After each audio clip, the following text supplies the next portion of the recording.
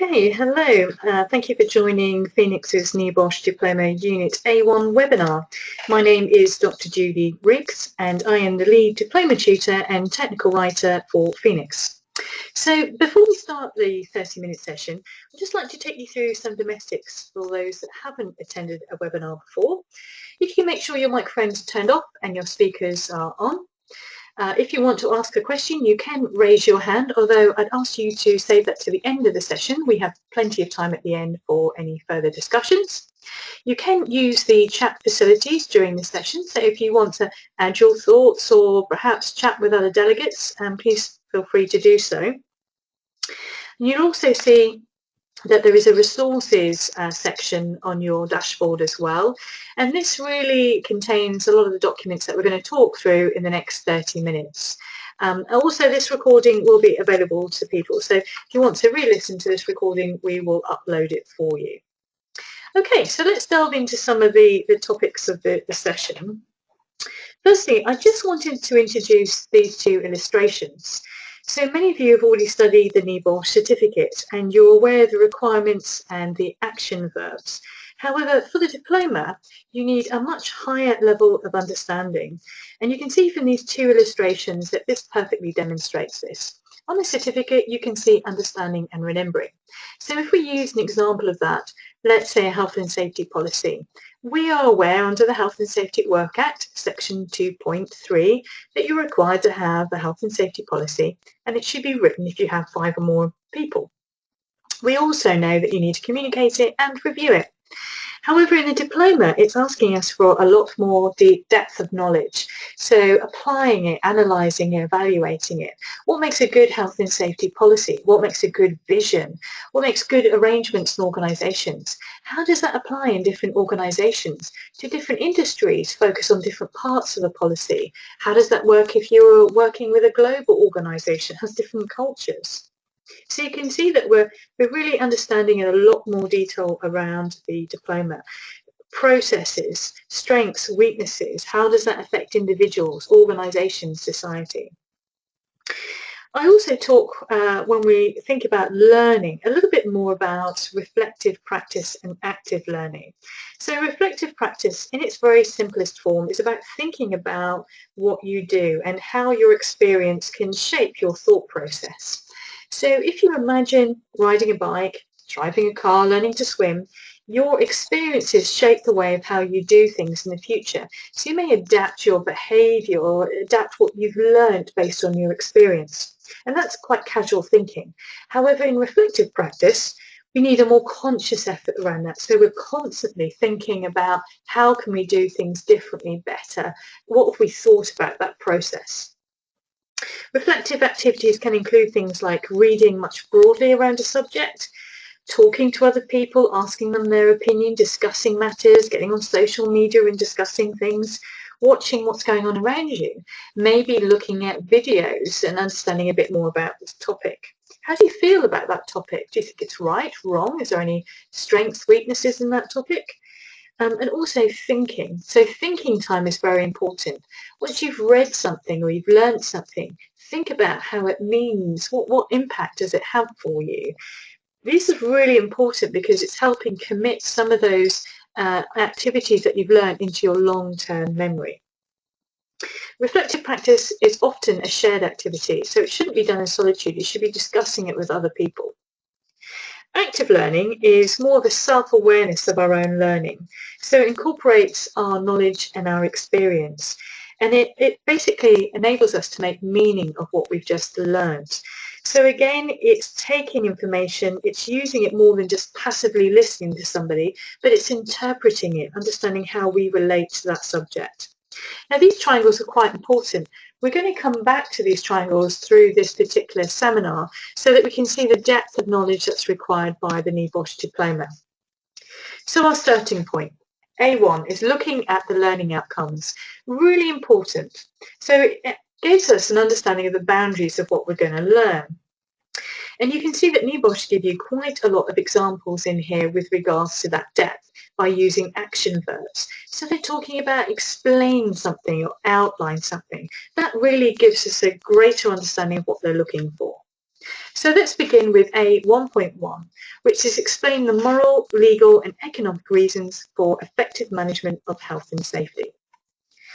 So at certificate level, we are already aware of the reasons, moral, legal and financial, of why we want to effectively manage health and safety.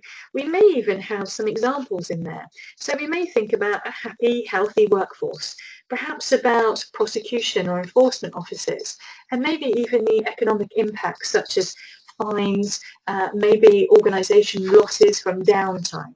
But we really want to go into a bit more detail here. So let's look at moral. And first of all, this is a little bit about social aspect and moral duty. If we reflect on that a little bit and go back to the 19th century and think about the Industrial Revolution, there were lots of high-risk activities taking place, such as factory work, construction and mining. And injuries and illnesses were just seen as being part of the job. So let's take a particular example from that. The Match Girls strike of 1881 really gives us this emphasis about understanding about attitudes at that time.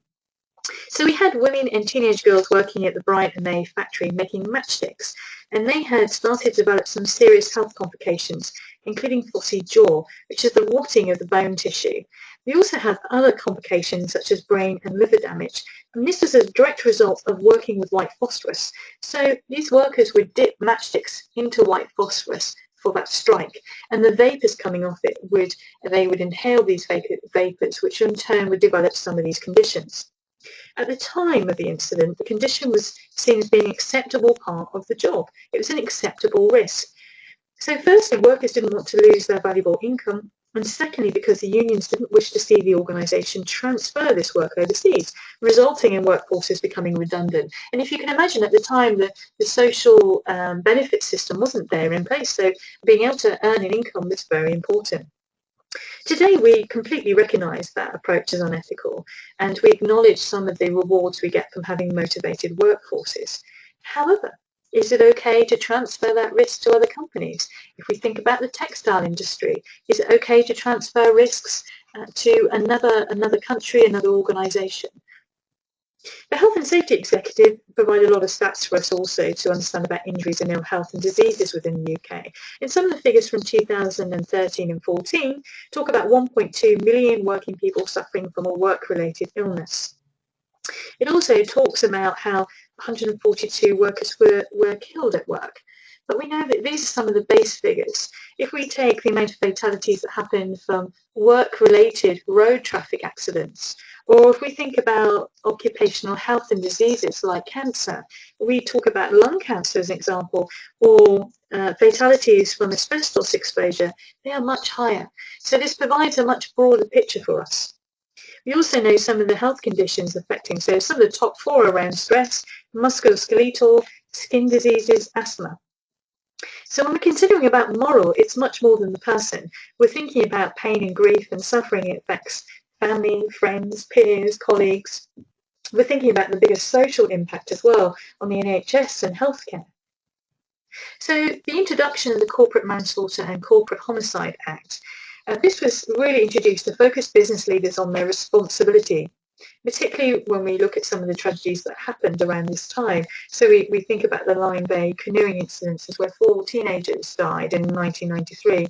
The Herald of Free Enterprise, 193 people lost their lives in 1987.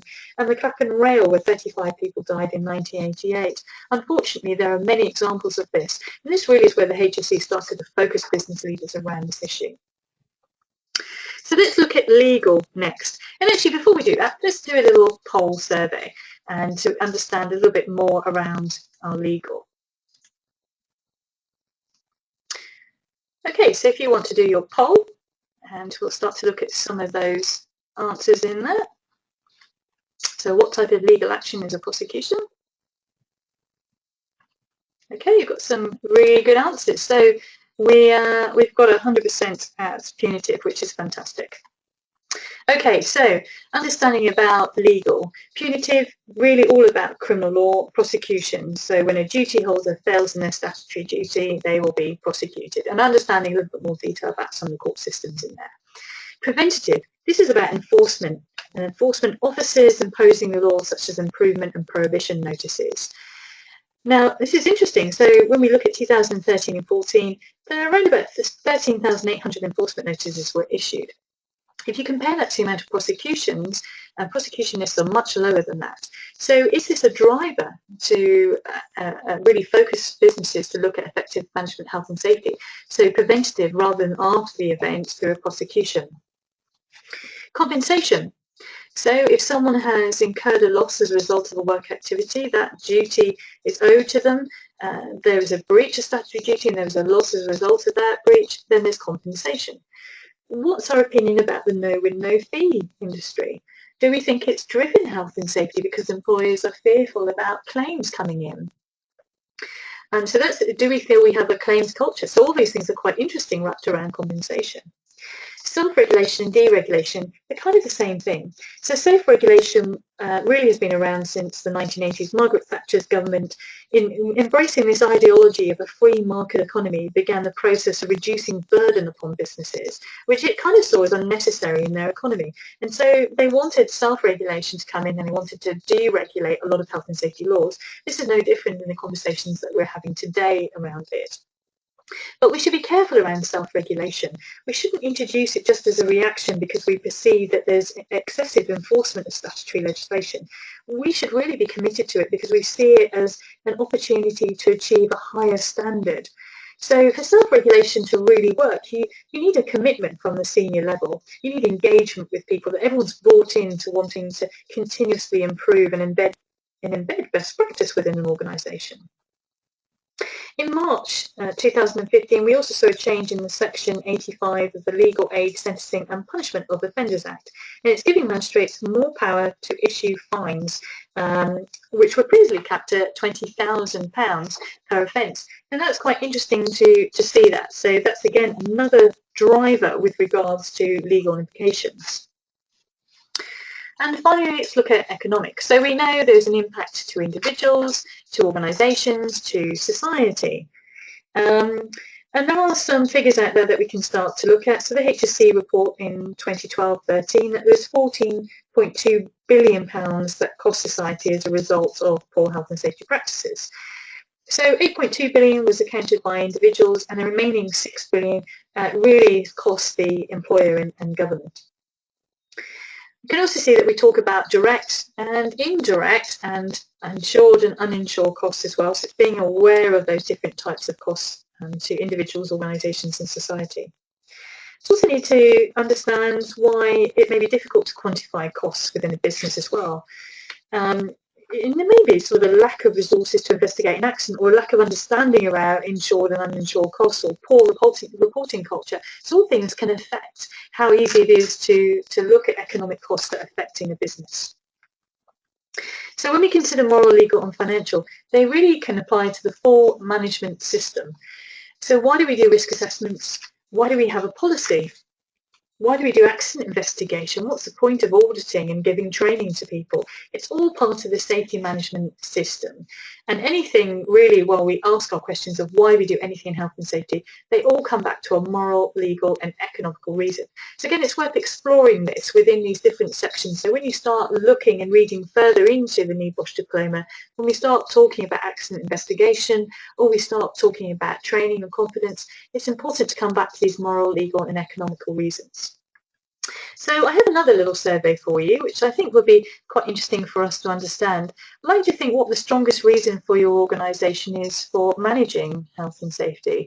Do you think it's moral, legal, economic? Be interested in your answer there. Okay, so we get some interesting answers here, seeing a bit of a split between moral and economical, economical being the key driver here.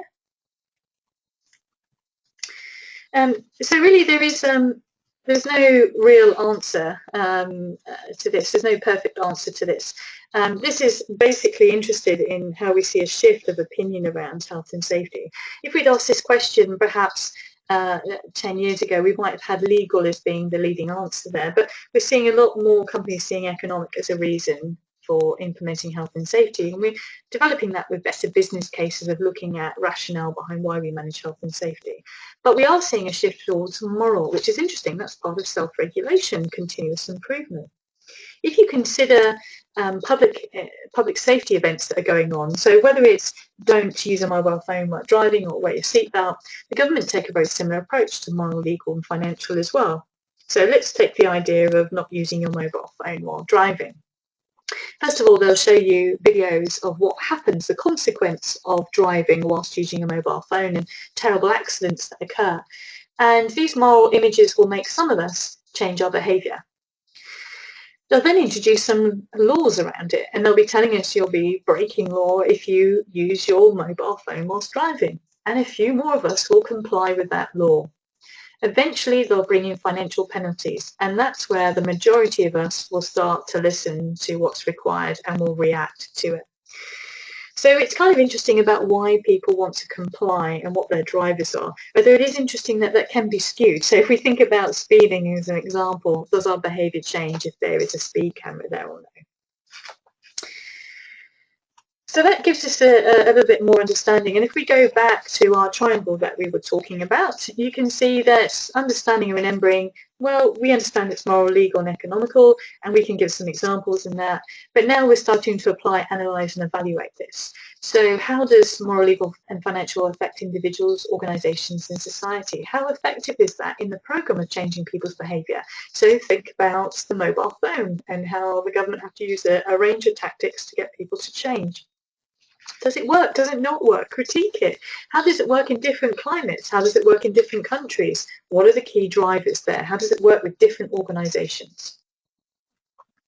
So I mentioned at the beginning about learning activities. So here are a couple of learning activities you might want to engage in. So the first one, have a look at the HSC statistical website. There's a lot of information on there.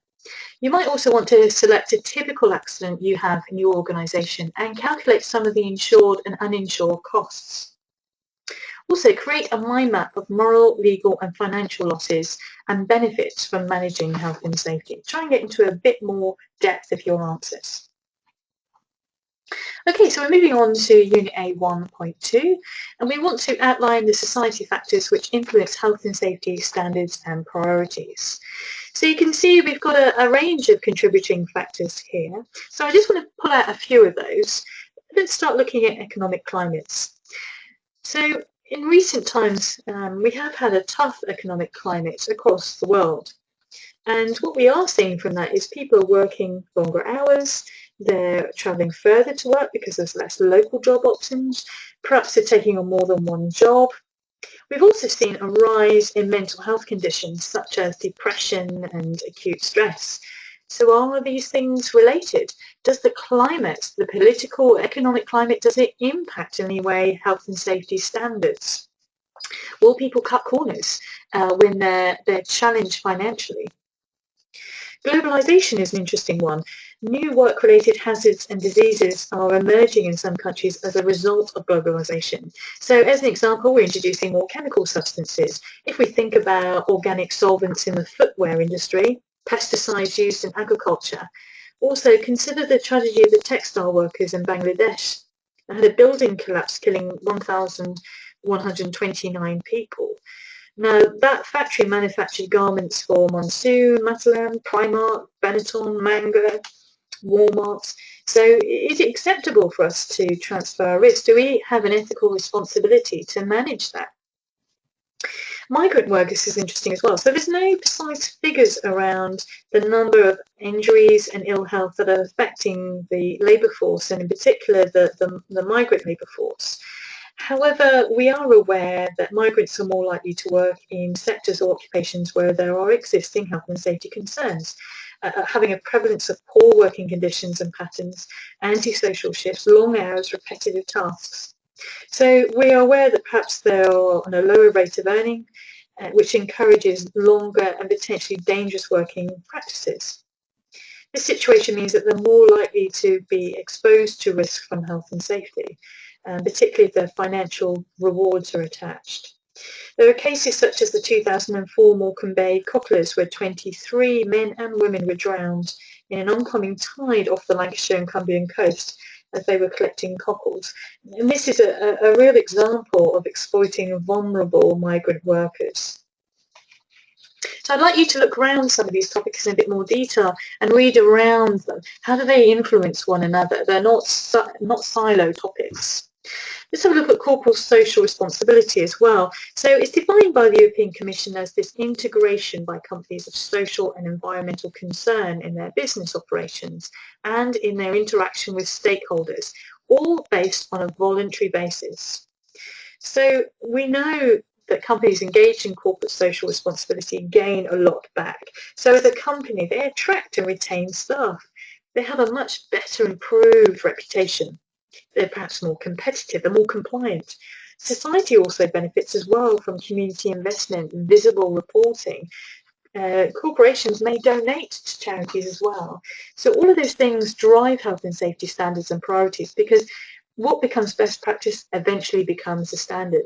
So companies that engage in corporate social responsibility are really driving best practice. So again, let's go back to our triangle, and you can see we're understanding a little bit more about those social influences, and we can give perhaps some examples in there, but we want to understand how those contributing factors affect either a singular kind of model or how combined they affect and impact one another. What are the strengths and weaknesses? How does that fluctuate in different political and economic climates? So again, we're going into a lot more depth of detail. A couple of learning activities for you. I would definitely recommend you look at the Reclaiming Health and Safety for All and the Health and Safety Great Britain be part of the solution documents, and have a look at the Red Tape Challenge website. You also would find it useful to read around some of the cases that have been impacted by the Corporate Manslaughter and Corporate Homicide Act. I would also recommend Mind Map the role employers, customers, suppliers and the local community engage with CRR programs, and consider how health and safety can contribute towards corporate social responsibility programs. So let's have a look at A1.3. Explain the principles and content of effective health and safety, quality, environmental and integrated management systems with reference to recognised models and standards. So you should be aware of some of the definitions around hazard, risk and danger. So hazard, the potential to cause harm, risk is the likelihood of potential harm from a hazard, and danger may be described as an immediate contact with a hazard. Within health and safety management systems, and understanding about why we have these standards in place, we start at the Health and Safety at Work Act. And again, we know 2.3 talks about our requirement for a policy. But so does the management regs. It talks a little bit more about having an effective management system in place. So let's do a little bit of a quiz about understanding what part of the management regulations require employees to make arrangements for effective planning, organisation, control, monitoring and review. So let's see what we think the answer might be for that.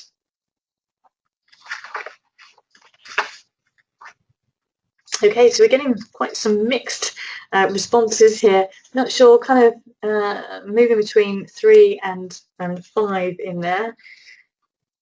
Okay, so let's have a little look.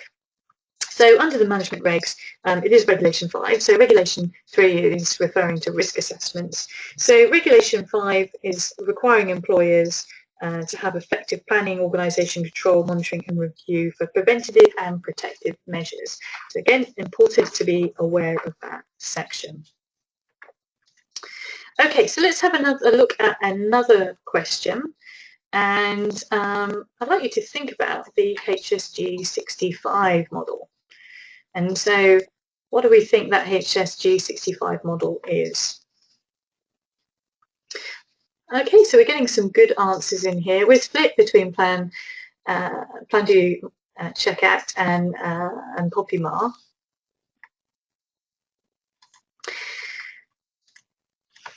So if you have studied NEBOSH a while ago, you may have learned about POPIMAR, but just to bring you up to date, when we talk about HSG 65, we're now talking about the Plan Do Check Act, and that's the most up-to-date revised copy. The HSG 65 as well, if you looked at it recently, has been streamlined a little bit as well. I'd highly recommend that you read this document. It's very important. It is really the key structure to a health and safety management standard, and you should have examples within each of those sections as well, so you know that policy will sit under plan, you know that if we're going to do any workplace inspections it sits under check. So I have some examples for those models as well. An alternative to the HSG 65 is the BS 18001, which is the Occupational Health and Safety Management System. It's an internationally applied British standard for occupational health and safety management. And although you can see the specifications slightly different, you can actually see Plan, Do, Check, Act in amongst all of them. I'd also mention to you that ISO are currently developing new standards, so ISO 45001, which is the Occupational Health and Safety Standards, which will replace the 18001, and that's due for release in October 2016. But ISO have a number of standards, including 9001, which is all about quality. We also have the 14001, which is about environment, and you can probably see some similarities between the health and safety 18001. But apart from just being familiar with the standards, we need to consider their application. What are the benefits to having a British standard or ISO standard in your business? What's the benefits of it being combined and integrated? Or perhaps there's some limitations in that. What about having siloed types of systems that work very separately to each other? Are there any disadvantages to that? So we're going to look at this particular topic at the end as we have a model question looking at this particular issue. How a company managed in terms of their institutional systems and protocols, how they are accountable and ethical, is often referred to as corporate governance. And so some of you may be aware of the Turnbull report, named after Nigel Turnbull, who prepared the report, but this has been updated several times, and we now have the UK Corporate Governance Code. And this is really all about having clear values, standard corporate responsibilities, a culture of integrity. So when we now look at corporate governance, we see a lot of businesses that will report on it in their annual reports. We get to see what their targets are, we get to see how they're performing, we get to see who the key stakeholders are. You can also see on the right-hand side of that slide the Institute of Directors and the Health and Safety Executive document, Leading Health and Safety at Work, which is about strong and active leadership, worker involvement, assessing and reviewing health and safety, and it's all based on Plan, Do, Check, Act. And both of those documents are available in the resources section. So again, if we go back to our triangle, we understand about the standards, but we want to understand how they're introduced, how they're applied. What are the barriers to that?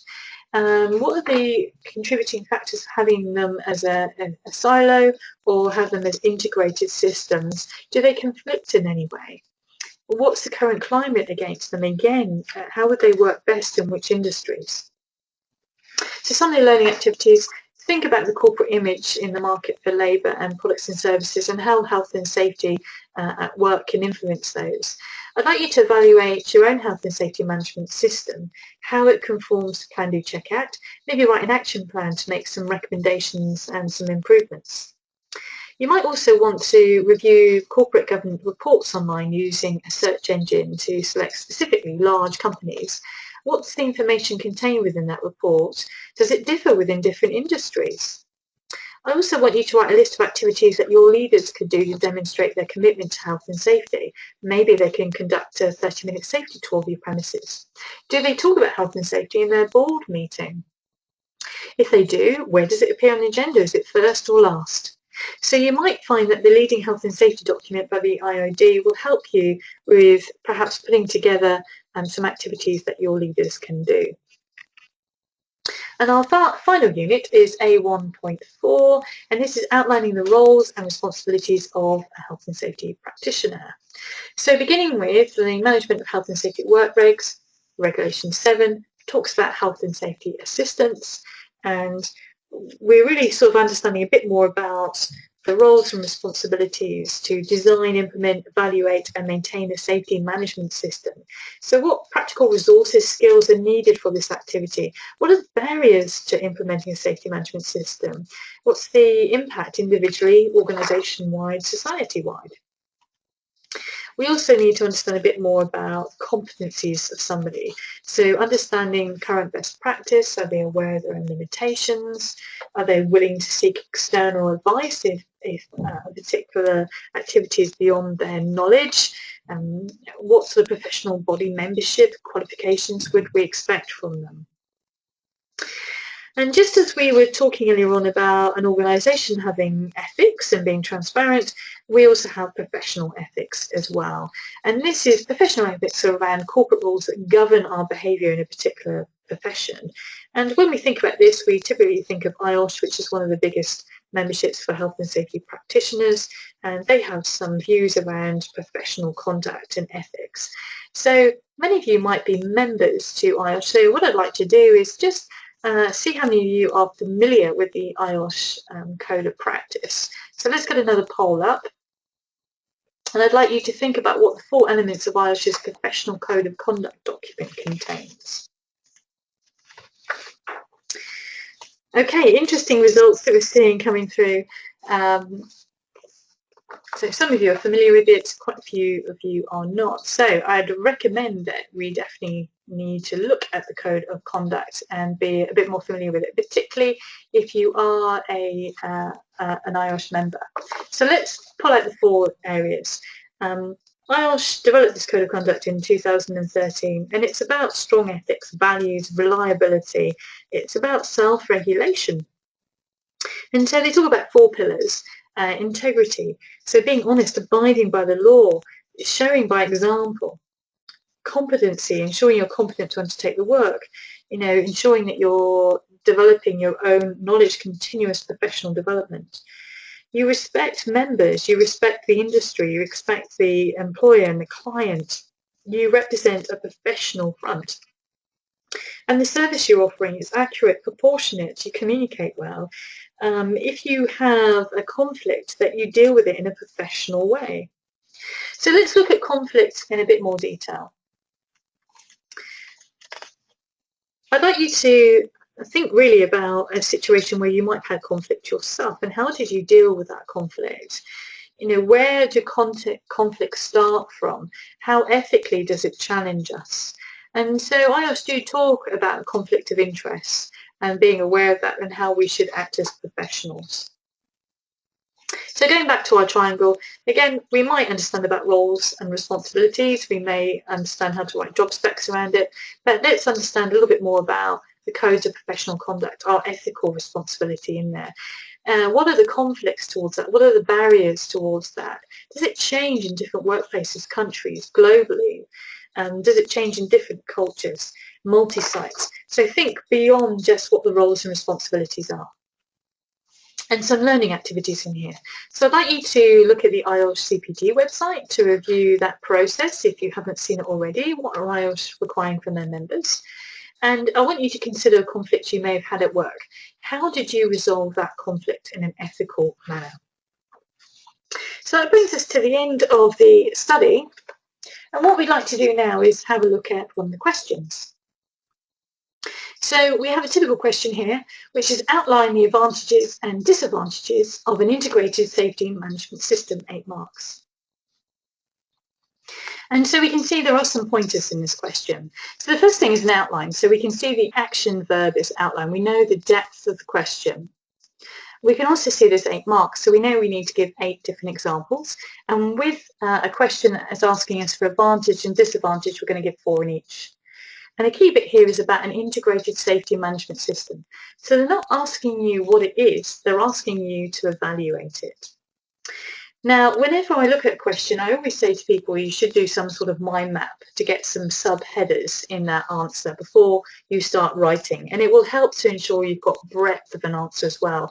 And I use lots of tips in here. So I might think about moral, legal and financial, plan, do, check out. I may think about the impact individually, organisation, society, internal, external. So I'm trying to look for pointers to help me develop my mind map. I also use PESTLE quite a lot. So I think about political, economic, social, technology, legal, environmental impacts. So if you're watching this as a recording, I recommend that you pause right now and perhaps have a go at this question and see how your answers compare. Okay, so let's look at some of the answers. So you can see I've started with advantage, and what I've done here is I've given some subheaders, and with an outline answer we want to give some context and some example in there. And actually, if you look at some of those answers, you can see that some of them are moral and financial. So again, it's giving us some pointers So cost and resources, streamlining business, financial performance, and corporate reputation. And you may have other examples in there. If we look at disadvantages, again, you can see it's set out very similarly, and we're looking at vulnerability during implementation, one size does not fit all, conflict of interest, interpretation and confidence of auditors. And you can see with an outline question that I've given some context and some example with each one. With regards to studying and revising, so I always recommend to people that you really shouldn't study longer than 45 minutes at a time. So once you've read for 45 minutes, you need to put your study book down and start thinking about what you've just read. So you're applying active learning here, you're thinking about the subject. You might want to write some notes down, highlight some key chapters. I would recommend mind mapping, have a look on some of the videos, engage in some of the social media that we're talking about, which is all really going to help you with regards to taking that short-term memory and putting it into long-term memory. But it's really finding out what's best for you. So that brings us to the close of the session, and as mentioned, we will open up the chat facility for questions and answers. Please visit the Phoenix Health and Safety website, and if you're a distant learner, have a look at our Facebook page, which has got lots of resources on there as well to help you with further learning. Until now, thank you very much, and I'll see you at the next webinar. Thank you.